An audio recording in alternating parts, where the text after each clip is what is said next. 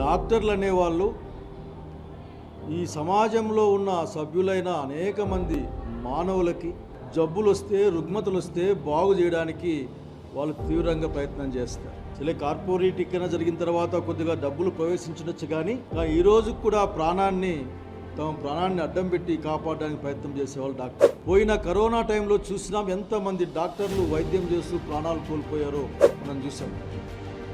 అటువంటి ఉన్నతమైన ఒక ప్రొఫెషన్లో ఉన్న ఒక ట్రైనీ డాక్టర్ని అత్యాచారం చేయడం, చివరికి అంతర్గత భాగాల నుంచి కళ్ళ నుంచి చెవుల నుంచి కూడా రక్తం వచ్చే విధంగా హింసించడం అనే ఒక సంఘటన అసలుకి ఈ వేళకే